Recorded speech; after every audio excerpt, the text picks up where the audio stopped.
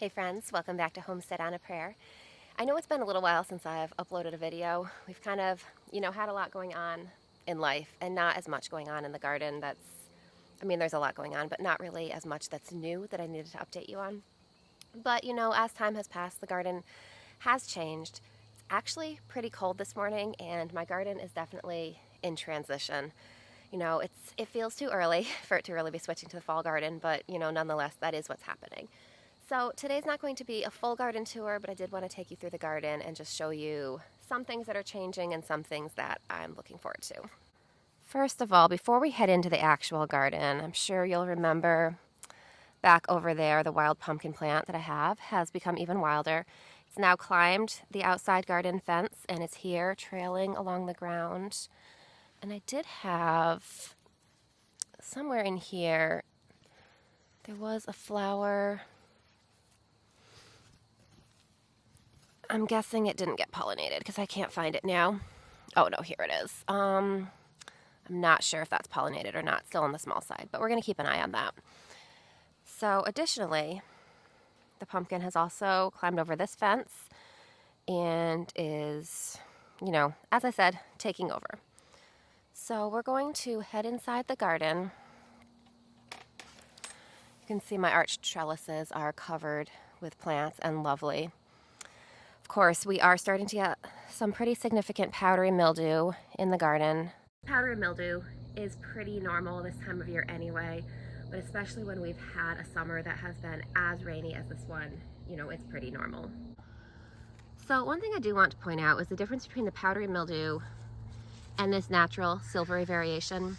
Sometimes early in the season, certain squash plants will show silver like this on their leaves. I hope that you will excuse some of that background noise. My neighbors are having some yard work done and there it goes. It's been pretty loud here basically all day for a while, and there's no way I can film a video without getting some of that in the background. So anyway, that's what's going on. So back to these squash plants here. A lot of times there are certain squashes that have this natural silver variation on the leaves, and sometimes at the beginning of the season people will think their plants have powdery mildew. But you can see how this is an intentional pattern as opposed to this powdery mildew here. You can see this is just kind of covering the leaf. It's not part of the leaf. This is the bad guy. This is powdery mildew and this is natural. So I did tell you guys that I would show you the difference from that as the season went on. Now, despite the fact that the cucumbers definitely have powdery mildew, we still have lots of cucumbers. As you can see, this trellis, I'm not sure if you can even see them all.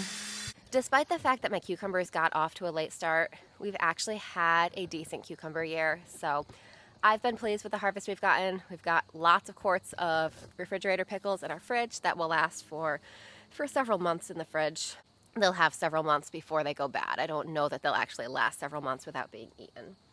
Now, let's talk about this giant pumpkin. If you watched my refrigerator pickle video about a week ago, you have already seen this pumpkin. I'm sure it's grown since then. I did tell the story of this pumpkin on that video, but you can see it's definitely not coming out of this trellis. So this is going to have to be harvested. I think I'm going to assign that job to my husband, and he can harvest this by cutting it with some of his power tools at the end of the season. So the next two trellises here are my bean trellises. Now, pole beans are one of those vegetables that for me is just so reliable. I think since I've started growing pole beans, I don't think I've ever had a bad year. Some are better than others, but it is a pretty reliable crop for me. Every year, it kind of seems like my pole beans are off to a slow start, and every year, I think that, maybe this will be the year that we don't get as much of a harvest. You can see they are starting to show some signs of age, getting some brown crispy leaves, and some of the leaves are yellowing. Despite that, we do still have lots of beans here to harvest. But as I was saying, there have been many years, I think pretty much almost every year since I've grown beans. Early in the season, it feels like we're not going to have a big bean harvest, and we always do. They always, I always have a little bit of lack of faith in them, and they always come through anyway. So beans are something, specifically pole beans, bush beans are good too, but specifically pole beans are something that I think I'll always grow because they're just so reliable. So here's the other part of that pumpkin here. You can see it is showing some signs of slowing down. You can see there are some leaves that are yellowing, but nonetheless it is happily putting on new leaves, and so I think that this pumpkin is pretty happy. We're actually going to walk over here, and I'm going to show you the biggest actual pumpkin I have from that plant. And here you can see beautiful. These are my giant wine zinnias, and these are one of my favorite types of zinnia. So beautiful. So we're going to have to go through the tangle over here. And through here, you can see this pumpkin. This is the largest pumpkin that this plant has put on, and I don't think it's done growing. So I'm really excited for that to ripen and to harvest that. So for all the pumpkin that I have in my garden growing this year, we are not actually a big pumpkin family, or I should say maybe it's more me. I am not a huge fan of pumpkin. I do love pumpkin in baked goods like pumpkin bread, pumpkin muffins, things like that. I don't like pumpkin pie, and half my family doesn't like pumpkin pie. So I'm also not a big fan of a lot of things like pumpkin soups that are really popular. So if you have any good suggestions for what to do with pumpkin, my plan is to first use these for fall decorations, decorate the front porch with pumpkins. But then I do want to bring them inside and actually make some good use of them, because pumpkins are something that, can store well and can provide a lot of nutrients and, just good food. So I do want to make sure that I use those. So any pumpkin recipes that you have, or ways that you use pumpkin, especially in a way that doesn't taste especially pumpkin-y, would be very welcomed. So you can see that tomatoes are definitely winding down. I do still have plenty of tomatoes to harvest, but it's definitely not the abundance that it was earlier in the season.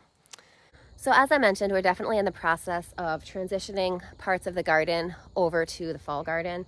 I do still have lots of beans, cucumbers going strong. Tomatoes, I don't know if I'd say they're going strong. They're kind of on the way out, but we are still getting a significant harvest of tomatoes. I still have lots of peppers on my deck that we're getting a great harvest from. So there's lots of summer stuff going strong, but it is also the time when we need to really start transitioning the garden to fall. So when we switched this garden over together, I did mention that I was leaving a couple broccoli plants in here that hadn't yielded, just to see if they did. But we also planted lots of new seeds. So you can see lots of lettuce. I like to plant my lettuce really thickly and harvest as baby greens. So this side is all lettuce. I think that some of the seeds over here, you can see it, it's a little sparser. We had some heavy rain, and I think some of these seeds may have gotten washed out. But in the back there, you can see I have some various other, I honestly can't remember exactly what's where. I know I have arugula, I have some tatsoi, other greens like that back there. Here are the cherry tomatoes. Similarly, they're kind of on their way out. We're still getting some here and there, but not the abundance we were getting earlier in the season. Back here, in front of the tomatoes, this is where I had my zucchini, which was pretty much done. So I pulled it out and planted some more fall seeds. You can see starting to come up. So I planted, there's a little strip of arugula there. But I decided to do an experiment. When I grow broccoli and cauliflower for fall, I usually like to start the seeds inside and then put out transplants into the garden. I just didn't get around to starting them this year. So I decided, what's it going to hurt if I just throw a couple seeds for some early maturing broccoli and early maturing cauliflower out here in the garden and see what happens. So here, you can see they're starting to come up. This is a cauliflower seedling here, and I tried to sow lettuce seedlings in between, and I don't know if I see any broccoli coming up yet, but we'll keep an eye on it. As I said, that's a complete experiment. I don't necessarily anticipate it doing really well, but I figured I had extra seeds. It wouldn't hurt to throw them in the ground and see what happens. So over here is the final bed in this section of the garden that I have fully prepped for fall. I think we planted this together. I planted basically the front half of the bed with a variety of different kale seedlings. Kale, again, is one that I usually prefer to start inside and transplant outside. But, I didn't get to that at this point in the season. So I decided, what would it hurt to plant some seeds in the ground and just see what happens. Worst case scenario, we don't get anything, but I figured it was worth a try. So I didn't get full germination, but you can see I do have, some kale seedlings coming up. So as I said, we didn't get all of them to germinate, so I may come and fill in the spots that didn't germinate with some other types of seeds. In the back there, I don't know if you can really see, I have some spinach germinating. And then over here, we've got lots of mosh. Mosh is exceptionally cold tolerant. You can see these little guys here. So this will actually keep growing through the cold. One reason I decided to plant mosh and spinach is because those will both reliably survive my winters here in Connecticut. Now, depending on how fast they grow, that kind of depends on weather conditions, light conditions, temperature, things like that, rain amounts. I may not be able to get a harvest from either of those this season, but they'll both pretty reliably overwinter for me. And what will happen is, since they're already established plants, in the spring they'll come up really early and give me a really early harvest of both spinach and mosh in the spring. So I'm not sure what will happen with that. I don't know if we'll get anything this fall or this winter, but we'll see what happens. And either way, I anticipate we'll get some type of harvest from those at some point. Through here, I do have a couple more areas that I am planning to transform into fall gardening. You can see this is mostly just overgrown with weeds. I did let some carrots go to seed so that I can harvest the seeds, which I think those are probably actually mostly ready to harvest, so I've got to come out and do that. So I've got to just pull out the weeds here and throw some seeds in the ground, maybe for some cold lettuce that could possibly overwinter. I think what I'm going to do in this bed is come out and harvest all of the kale that I have left. I could leave this kale in the garden and try to harvest it continually over winter, but I think what I'm going to do is just pull this kale out. All of it that's usable, I'm going to stick in a freezer bag. It works really well.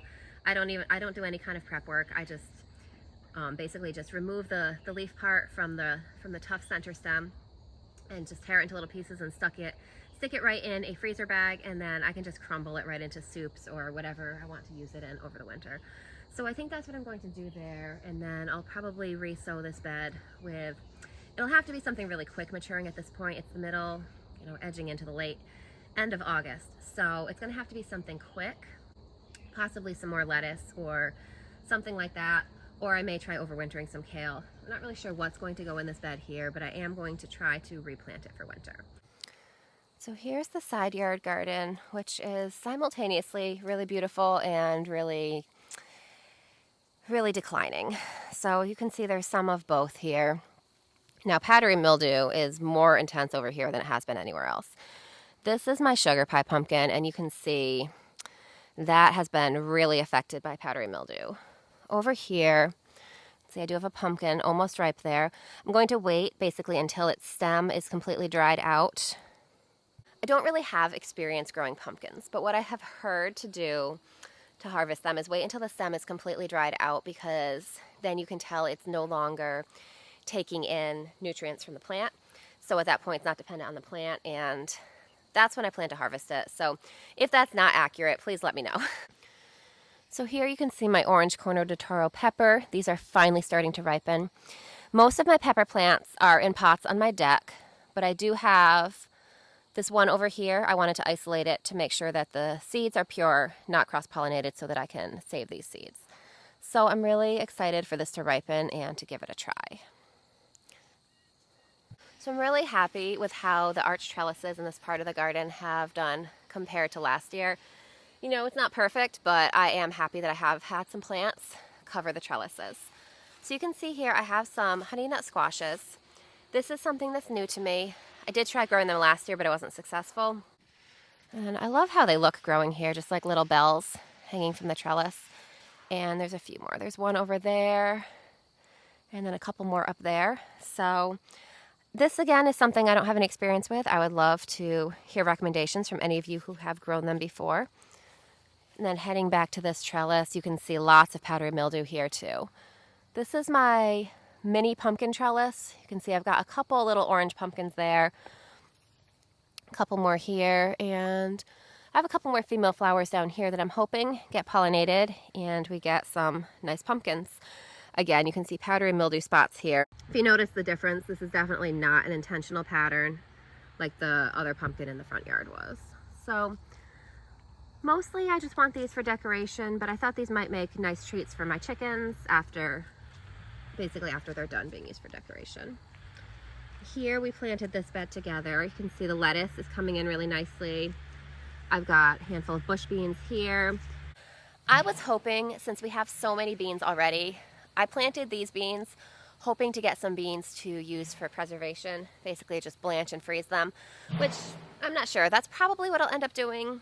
It wasn't quite as many beans as I'm envisioning, but you know, again, I did tell you that every season I plant my beans and they always feel like they're off to a slow start and I think I'm not going to get a lot. And so hopefully these are the same. These are bush beans, so they're not going to yield quite as much as my pole beans. But I'm hoping I'll get enough to preserve a couple little freezer bags of beans just to have over the winter. So this side of the bed here, you can see I have some lettuce seedlings planted here too. These are a little bit behind the bed of lettuce over there. These are really small, but I'm planning to harvest them as baby greens so they don't have to get big, but I'm hoping that will be a good fall harvest. And through here, I just wanted to show you guys an update on my tomatoes. We do have green tomatoes. So these plants here are basically my, succession sowing of tomatoes. I clipped a couple suckers off some established tomato plants that I had earlier in the season. I rooted them in some water and then planted them here. As you can see, they've taken off and grown successfully. I'm not sure how much of a harvest we'll get, but it looks like we should at least get something. This one down here I never staked, and so it's a little bit more, a little bit more wild and a little bit more disease prone, I think, because it's sprawling. So I am excited to at least extend my tomato harvest a little bit. These will hopefully yield, my hope is that they'll yield up to fall or up to frost for us. So we'll see what happens with that. So thank you so much for joining me today on this quick little mini tour through my garden. I just wanted to show you the garden in transition as we're switching it over to the fall garden. And there were just a couple interesting things that I wanted to update you guys on. So thank you for joining me on this quick walk through my garden on this pretty cold August morning. I hope you're having a great day and I can't wait to see you soon. I'll see you next time.